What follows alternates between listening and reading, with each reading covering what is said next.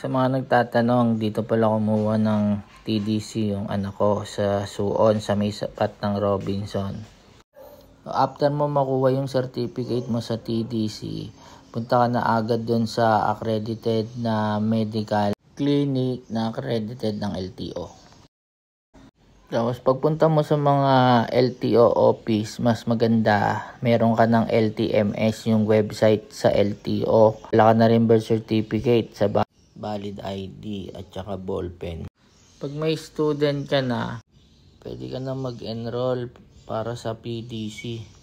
1 year naman yung validation ng student license. PDC yung practical driving course.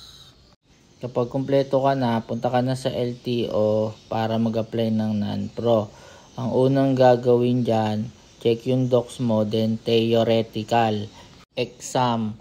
After mo makapasa dyan, pupunta ka naman sa practical exam.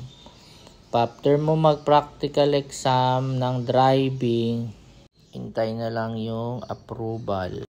Proceed ka na sa payment. So, hintayin mo yung tawag. After kang makapagbayad, hintayin mo yung pangalan mong tawagin sa window para sa releasing ng driver's license mo.